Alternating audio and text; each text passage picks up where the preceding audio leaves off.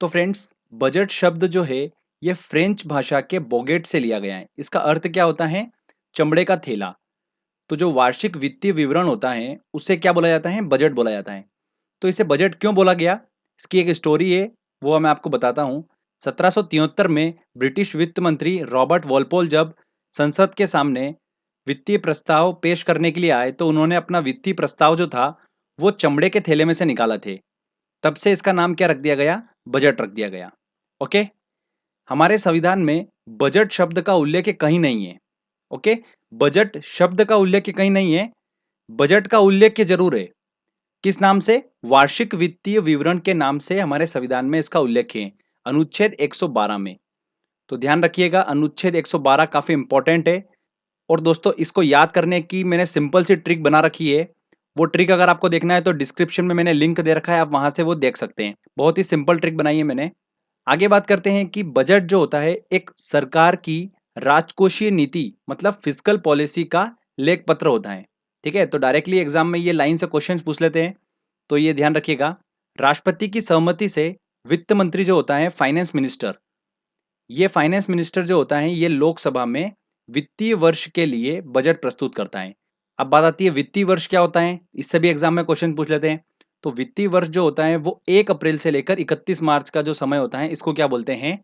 वित्तीय वर्ष बोलते हैं। ठीक है, 1 अप्रैल से लेकर 31 मार्च।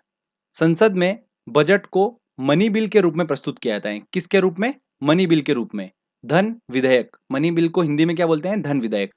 तो मनी बिल क्या होता है ये हमको समझना होगा। मनी बिल के साथ साथ में इंपॉर्टेंट होता है फाइनेंस बिल, ये भी एग्जाम में पूछ लिया जाता है। तो हम चलिए दोनों को हम अच्छे से समझ लेते हैं। तो मनी बिल क्या होता है? देखिए, संविधान के अनुच्छेद 110 में इसका उल्लेख दिया गया है। इससे भी रिलेटेड मैंने ट्रिक बना रखी है, बहुत ही सिंपल तरीके से मैंने इसको याद करने का तरीका बताया था आपको। तो अगर आपको वो वीडियो देखना है, वो ट्रिक देखना है, तो आप डिस्क्रिप्शन में मैंने इसकी भी लिंक दे रखी है, आप वो देख सकते हैं कि किस तरीके से हम इसको याद करें। और ध्यान रखिएगा कि मनी बिल जो होता है वो लोकसभा में प्रस्तुत किया जाता है। कहां पर? लोकसभा में। कोई बिल मनी बिल मतलब धन विधेयक है कि नहीं, ये कौन तय करता है? ये लोकसभा का स्पीकर बताता है। ठीक है। अब बात करते हैं कि कौन से बिल जो है वो मनी बिल कहलाएंगे। तो देखिए, ये संचित निधि होती है, मतलब सरकार का राजस्व सारा इसके अंदर रखा होता है। तो संचित निधि से जब धन निकालना होता है, जमा करना होता है, या उधार लेना होता है, या उधार देना होता है, या न्यू टैक्स को लाना होता है या हटाना होता है, इनसे रिलेटेड जितने भी प्रस्ताव वाले विधेयक हैं मतलब बिल हैं, वो सारे क्या कहलाते हैं? मनी बिल कहलाते हैं। क्लियर? कि मनी बिल जो होता है वो पास कैसे होता है? तो देखिए, उसकी एक प्रोसेस होती है, मैं आपको प्रोसेस बताता हूँ डायग्रामेटिकली। तो सबसे पहले कोई विधेयक धन विधेयक है कि नहीं ये कौन डिसाइड करता है? लोकसभा का स्पीकर डिसाइड करता है। तो लोकसभा का स्पीकर सबसे पहले पारित करता है। उसके बाद वो कहाँ जाता है? राष्ट्रपति के पास जाता है। राष्ट्रपति उसको पास करता है, फिर वो आता है लोकसभा के अंदर। लोकसभा में सामान्य बहुमत से वो विधेयक पास होता है, कहाँ जाता है? राज्यसभा में। राज्यसभा में 14 दिन के अंदर उस पर डिसीजन लेना होता है। 14 दिन के बाद में ऑटोमेटिकली वो क्या हो जाता है? पास हो जाता है, अगर उस पर कोई डिसीजन नहीं लिया तो। उसके बाद वो कहाँ पर आता है? लोकसभा में आता है। लोकसभा में आने के बाद में लोकसभा से पुनः पास होता है और फिर कहाँ जाता है? राष्ट्रपति के पास जाता है। राष्ट्रपति उस पर फिर फाइनल मोहर लगाते हैं और वो विधेयक जो होता है बिल बनकर पास हो जाता है। तो ये ध्यान रखिएगा, काफ़ी इंपॉर्टेंट है ये प्रोसेस। और मैंने आपको बताया था कि बजट जो है वो मनी बिल के रूप में प्रेजेंट किया जाता है, तो उसकी प्रोसेस भी क्या होगी? इसी तरीके से उसकी प्रोसेस होती है। क्लियर? अब बात करते हैं हम फाइनेंस बिल क्या होता है, वित्त विधेयक क्या होता है। तो इस दस्तावेज में नए करों को लागू करने, पुराने करों में परिवर्तन करने संबंधी प्रस्ताव होते हैं। उसे क्या बोलते हैं हम? वित्त विधेयक कहते हैं। इसका उल्लेख संविधान में अनुच्छेद 117 में किया गया है। किसमें? अनुच्छेद 117 में किया गया है। ठीक है, तो ये ध्यान रखिएगा, मनी बिल और फाइनेंस बिल। चलिए अब बात करते हैं हम कि बजट कौन तैयार करता है। तो देखिए, वित्त मंत्रालय जो होता है, फाइनेंस मिनिस्ट्री, वो तैयार करता है बजट को, नहीं तो वित्त सचिव। ठीक है, तो ध्यान रखिएगा। अब एक और चीज ध्यान रखिए कि जब बजट बनता है ना तो उसकी जो प्रोसेस होती है वो कितने दिन की होती है? 70 से 75 दिन की उसकी प्रोसेस होती है। तो संसद द्वारा बजट पास किए जाने तक जो भी सरकारी खर्च होता है, ओके, वो सरकारी खर्च जो होता है वो लेखानुदान मतलब वोट ऑन अकाउंट के तहत प्राप्त किया जाता है। सरकारी खर्च कहाँ से प्राप्त किया जाता है? लेखानुदान के तहत प्राप्त किया जाता है। और इसका उल्लेख संविधान में किस अनुच्छेद में किया गया है? 116 नंबर के अनुच्छेद में इसका उल्लेख किया गया है। तो ये भी दिमाग में रखना, लेखा अनुदान वाला क्वेश्चन पूछा जाता है एग्जाम में। जिस दिन बजट लोकसभा में आता है उसी दिन राज्यसभा में भी बजट प्रस्तुत होता है। अब बात करते हैं हम रेल बजट के बारे में। तो रेल बजट को जनरल बजट से 1924 में एकवर्थ कमेटी के तहत अलग कर दिया गया था। तो 1924 के बाद में मतलब 1925 से रेल बजट जो था वो अलग से प्रस्तुत किया जाता था जनरल बजट से। फिर 2016 में इसे समाप्त कर दिया गया और 1 फरवरी 2017 को जो बजट प्रस्तुत हुआ उसमें रेल बजट और जनरल बजट को एक साथ प्रस्तुत किया गया। ठीक है, और ये बजट जो संख्या थी वो कौन सी थी? 87th बजट था ये। तो ध्यान रखिएगा, ये इंपॉर्टेंट है, पूछा जा सकता है एग्जाम में।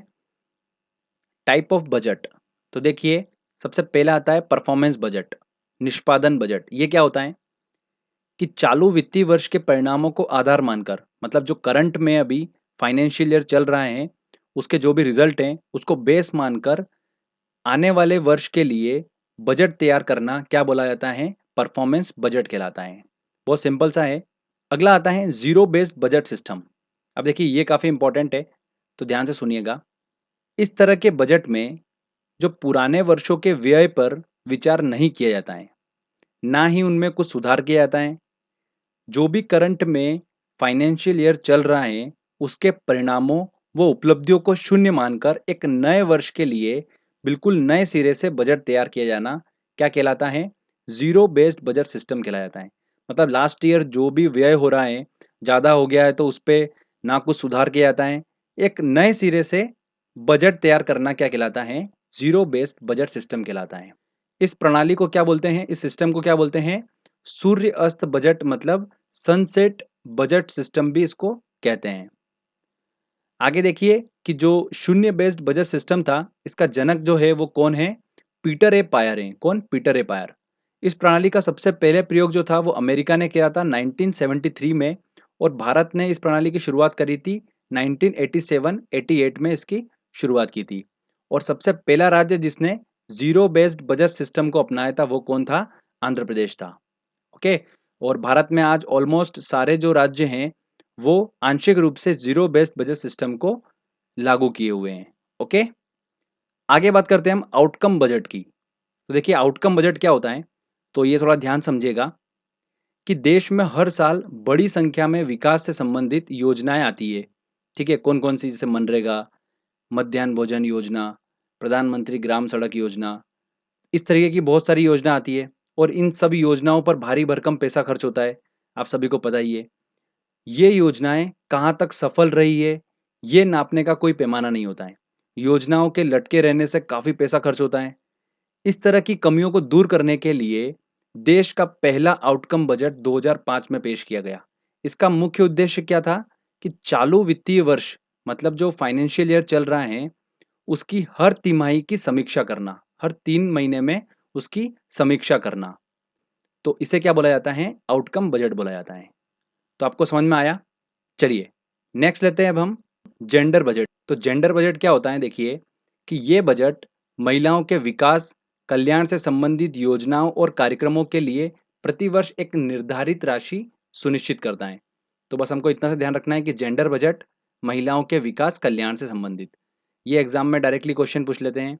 बजट से संबंधित इंपॉर्टेंट पॉइंट्स। तो जो पहला बजट रखा था वो किसने रखा था? 1733 में प्रोफेसर फिलिप ने सबसे पहले बजट रखा था। भारत की अगर बात करें तो पहला बजट किसने रखा था? 1860 में जेम्स विल्सन ने रखा था सबसे पहला बजट। स्वतंत्र भारत के पहले बजट की बात करें तो किसने रखा था? 1947 में आर के सरमुखम शेट्टी ने रखा था। किसने?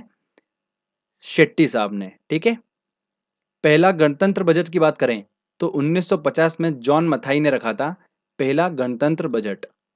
तो ये चारों हमको ध्यान रखना है, किसी से भी क्वेश्चंस पूछा जा सकता है। आगे बात करते हैं कि भारत में सबसे ज्यादा बार बजट किसने रखा है? तो सबसे ज्यादा बार बजट प्रस्तुत करा है मोरारजी देसाई ने, 10 बार प्रस्तुत करा है। 8 बार जनरल बजट और 2 बार अंतरिम बजट। तो मोरारजी देसाई ने भारत में सबसे ज्यादा बार बजट रखा है। तो ये काफी इंपॉर्टेंट है। आगे बात करते हैं कि प्रधानमंत्री रहते हुए वित्त मंत्री भी रहे हैं ऐसे कौन कौन? पंडित जवाहरलाल नेहरू, इंदिरा गांधी और राजीव गांधी। ये तीनों जो हैं ये प्रधानमंत्री के साथ साथ वित्त मंत्री भी रहे हैं। अब बात करते हैं हम डेफिसिट के बारे में। तो डेफिसिट मतलब होता है घाटा। ये काफ़ी इंपॉर्टेंट है। PSC exam, SSC exam, UPSC exam, इनमें क्वेश्चंस इससे बनता ही बनता है। तो मोस्ट इम्पॉर्टेंट है ये, तो थोड़ा-सा कॉन्संट्रेट रखिएगा और काफ़ी कन्फ्यूज़िंग भी है, तो ध्यान से समझिए इसको। मैंने बहुत अच्छे से एक्सप्लेन करने की कोशिश करी है। चलिए, तो देखिए इसको समझने से पहले हमको 4 टर्म को समझना बहुत ज़रूरी है। सबसे पहला आता है रेवेन्यू रिसीट्स। तो रेवेन्यू रिसीट्स क्या होता है? राजस्व आय प्राप्ति क्या कहलाता है? कि सरकार की ऐसी आय प्राप्ति जिसमें सरकार पर किसी भी प्रकार की लायबिलिटी नहीं होती है। मतलब सरकार को ऐसी आय मिल रही है और सरकार पे उसको चुकाने की, वापस देने की कोई लायबिलिटी नहीं है। जैसे टैक्स हुआ, ठीक है? इनडायरेक्ट टैक्स, डायरेक्ट टैक्स, 2 प्रकार के टैक्स होते हैं। तो सरकार के पास में कोई भी लायबिलिटी नहीं है उनको वापस चुकाने की। तो उसे क्या बोलेंगे हम? ऐसी सोर्स ऑफ इनकम को क्या बोलेंगे हम? रेवेन्यू रिसीट बोलेंगे। क्लियर? तो पहली टर्म क्लियर हुई। आगे बात करते हैं हम अब रेवेन्यू एक्सपेंडिचर की, ठीक है? राजस्व व्यय की। तो ये क्या होता है कि एक्सपेंडिचर मतलब क्या होता है? खर्चा होता है, पैसा हाथ से जाना। तो ऐसे सरकारी खर्चे जिनमें सरकार की न तो प्रोडक्शन कैपेसिटी का विस्तार हो रहा है और न ही फ्यूचर के लिए कोई इनकम जनरेट होगी। मतलब कैसी जगह पर पैसा खर्च हो रहा है? सरकारी विभागों पर होने वाला खर्च, सरकारी सब्सिडी, यहाँ से उनको पता है कि कोई भी इनकम जनरेट होने वाली नहीं है। तो ऐसे एक्सपेंस को क्या बोलेंगे हम? रेवेन्यू एक्सपेंडिचर बोलेंगे, राजस्व व्यय बोलेंगे, ठीक है?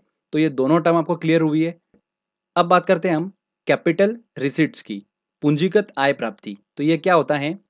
सरकार की ऐसी आय प्राप्ति, ऐसी सोर्स ऑफ इनकम जिसमें सरकार पर लायबिलिटी होती है। इन फ्यूचर सरकार को क्या करना होता है? भुगतान करना होता है। जैसे कि एग्जांपल लेते हैं हम क्या? घरेलू ऋण, मतलब डोमेस्टिक जो भी वो कर्जा लेती है। विदेशी ऋण लेना, मतलब बाहर की बैंकों से वो क्या करती है? भारत सरकार कर्जा लेती है। तो ये सब आता है किसके अंदर? कैपिटल रिसीट्स के अंदर आता है। इसके बाद एक और टर्म आती है कैपिटल एक्सपेंडिचर, पूंजीगत व्यय। इसमें क्या होता है? ऐसे सरकारी खर्चे जिनमें सरकार की प्रोडक्शन कैपेसिटी का विस्तार हो रहा है और फ्यूचर के लिए इनकम जनरेट होगी। जैसे कि अस्पताल, उद्योग धंधे, ये सब आते हैं कैपिटल एक्सपेंडिचर में। तो आपको ये चारों टर्म क्लियर हुई होगी। तो अब दोस्तों अगर मैं बात करूं, कुल आय प्राप्ति की बात करूंगा, तो उसमें क्या क्या आ जाएगा? रेवेन्यू रिसीट्स भी आ जाएगा और कैपिटल रिसीट्स भी आ जाएगा, ठीक है? और अगर मैं बात करूं कुल व्यय की, तो उसमें क्या क्या आ जाएगा? रेवेन्यू एक्सपेंडिचर और कैपिटल एक्सपेंडिचर, ये दोनों आ जाएंगे। तो फ्रेंड्स आपको ये चारों जो टर्म है ये अच्छे से क्लियर हुई होगी। तो आगे अब हम बात करते हैं कि fiscal deficit, budget deficit, revenue deficit क्या होता है, इनको हम समझते हैं। तो आपने अगर ये चारों समझा होगा तो फटाफट आप समझ जाएंगे। देखिए टोटल एक्सपेंडिचर, ये टर्म आपको मैं क्लियर कर चुका हूँ। जब इसमें से हम माइनस करते हैं टोटल रिसीट्स को, जो कुल व्यय है वो ज़्यादा है, उसमें से हम माइनस करेंगे कुल प्राप्ति को। तो व्यय चूंकि ज़्यादा है तो क्या होगा? घाटा होगा। तो ऐसे घाटे को क्या बोलते हैं? बजटीय घाटा बोलते हैं, बजट डेफिसिट बोलते हैं, ठीक है? Total expenditure minus total receipts, कुल व्यय माइनस कुल प्राप्ति क्या कहलाता है? बजट डेफिसिट कहलाता है, बजटीय घाटा कहलाता है, ठीक है? तो डायरेक्टली फॉर्मूला एग्जाम में पूछा है, एसएससी में भी पूछा गया है, तो ध्यान रखना है आपको। आगे बात करते हैं हम टोटल एक्सपेंडिचर में से जब हम माइनस करते हैं टोटल रिसीट्स एक्सेप्ट बोरोइंग, मतलब विदेशी बैंकों से, विदेशों से जो भी ऋण लिया है उसको छोड़कर, इस तरीके के घाटे को क्या बोलते हैं? फिस्कल डेफिसिट बोलते हैं। अब देखिए एक्सपेंडिचर तो वो की वही है, पर प्राप्ति में और कमी हो गई है। पहले टोटल रिसीट जो थी बजटीय घाटे में, देखिए उसमें हमने क्या और छोड़ दिया है? जो विदेशों से जो हमने ऋण लिया है बैंकों से या कंट्री से, वो हमने छोड़ दिया है, ठीक है? तो मतलब कुल प्राप्ति और कम हो गई। टोटल एक्सपेंडिचर तो वो की वही है, तो व्यय ज़्यादा हो रहा है, प्राप्ति और कम हो गई, मतलब घाटा और ज़्यादा हो गया। तो राजकोषीय घाटा ज़्यादा होता है बजटीय घाटा से, ठीक है? तो एग्जाम में ये भी क्वेश्चन पूछा जाता है कि भारत सरकार के बजट के कुल घाटे में किस घाटे का सबसे अधिक योगदान होता है? तो राजकोषीय घाटे का सबसे अधिक योगदान होता है फिस्कल डेफिसिट का। ये भी ध्यान रखना है, काफ़ी इंपॉर्टेंट है। अब देखिए दोस्तों, हमने यहाँ पर किसको छोड़ा है?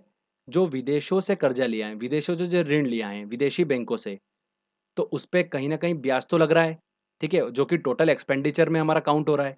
तो जब फिस्कल डेफिसिट में से वो इंटरेस्ट को हम हटा देते हैं, तो वो क्या कहलाता है? प्राइमरी डेफिसिट कहलाता है। क्या कहलाता है? प्राथमिक घाटा कहलाता है। आगे बात करते हैं हम total revenue expenditure. Revenue expenditure में आपको क्लियर कर चुका हूँ टर्म। जब टोटल रेवेन्यू एक्सपेंडिचर में से माइनस करते हैं हम टोटल रेवेन्यू रिसिट्स को, तो क्या कहलाता है? रेवेन्यू डेफिसिट कहलाता है, राजस्व घाटा कहलाता है। ये चारों मोस्ट इंपॉर्टेंट है। बहुत सिंपल तरीके से मैंने समझाया आपको। अगर आपने वो चारों जो टर्म मैंने आपको स्टार्टिंग में समझाई है, अगर वो क्लियर है तो ये चारों फॉर्मूले आपको आराम से बन जाएंगे। तो यहाँ पर हमारा ये जो थ्योरी सेक्शन है बजट का, ये कंप्लीट होता है। आई होप आपको समझ में आया होगा। मैंने बहुत सिंपल लैंग्वेज में समझाने की कोशिश करी है। तो फ्रेंड्स चलिए अब हम टेस्ट लगाते हैं। काफ़ी इंपॉर्टेंट क्वेश्चन है टेस्ट में इंक्लूड करें मैंने, वो हम सॉल्व करते हैं। देखिए फ्रेंड्स, ये जितने भी क्वेश्चन हैं ये सारे एग्जाम में पूछे गए क्वेश्चन हैं, तो ध्यान से सॉल्व करिएगा। पहला क्वेश्चन है कि भारत का वित्तीय वर्ष प्रारंभ होता है, कब से प्रारंभ होता है? 1 अप्रैल से प्रारंभ होता है, ठीक है। कब तक? 31 मार्च तक। बजट एक लेख पत्र है, ये हाल ही यूपीपीसीएस का क्वेश्चन है। तो बजट एक लेख पत्र है सरकार की राजकोषीय नीति का। सी आंसर सही होगा। शून्य आधारित बजट का क्या अर्थ होता है? शून्य आधारित बजट का अर्थ होता है कि हर बार बिल्कुल नए सिरे से बजट तैयार करना। तो कौन सा ऑप्शन? ऑप्शन डी बिल्कुल सही है। नेक्स्ट क्वेश्चन लेते हैं। भारत सरकार के बजट के कुल घाटे डेफिसिएट में किस घाटे का सबसे अधिक योगदान होता है? तो सबसे अधिक योगदान किसका होता है? फिस्कल डेफिसिट का होता है, राजकोषीय घाटे का सबसे अधिक योगदान होता है। तो बी आंसर बिल्कुल सही होगा। यदि सरकार का बजट 1 अप्रैल तक न पारित हो सके तो सरकारी व्यय, सरकारी खर्चा किस आधार पर किया जाता है? तो लेखा अनुदान के आधार पर किया जाता है। तो आंसर क्या है? सी आंसर होगा। लेखा अनुदान का हमारे संविधान में किस आर्टिकल में बताया गया है? 116 आर्टिकल में बताया गया है, ठीक है। तो ध्यान रखिएगा, 117 में फाइनेंस बिल के बारे में बताया गया है, 110 में मनी बिल और 112 में वार्षिक वित्तीय विवरण मतलब बजट के बारे में। ओके, अगला क्वेश्चन देखिए। भारत सरकार के बजट के आंकड़ों में कुल व्यय मतलब टोटल एक्सपेंस और कुल प्राप्ति टोटल रिसीट्स के बीच अंतर को क्या कहते हैं? उसे कहते हैं बजटीय घाटा, बजट डेफिसिट बोलते हैं। तो आंसर क्या होगा? बी आंसर बिल्कुल सही होगा। नेक्स्ट क्वेश्चन लेते हैं। भारत में सबसे पहले किस राज्य ने शून्य आधारित बजट को अपनाया था? तो किस राज्य ने अपनाया था? आंध्र प्रदेश ने अपनाया था। स्वतंत्र भारत का पहला बजट किसने रखा था? तो किसने रखा है? आर के शेट्टी ने रखा था। गणतंत्र भारत का पहला बजट किसने रखा था? जॉन मथाई ने। तो इन दोनों में कंफ्यूज बिल्कुल भी मत होइएगा। नेक्स्ट देखिए, चालू वित्तीय वर्ष के परिणामों को आधार मानकर अगले वर्ष का बजट तैयार करना क्या कहलाता है? परफॉर्मेंस बजट कहलाता है, निष्पादन बजट। अगला क्वेश्चन है, राजकोषीय घाटा फिस्कल डेफिसिट है total expenditure minus total receipts. B वाला देखिए, ये तो हो ही नहीं सकता। ये क्या है? बजटीय घाटा है। Total revenue expenditure minus total revenue receipts, ये क्या होता है? राजस्व घाटा होता है। तो ये भी नहीं हो सकता। Total expenditure minus total receipts except borrowing, बिल्कुल यही होता है फिस्कल डेफिसिट मतलब राजकोषीय घाटा। तो ए बिल्कुल सही होगा।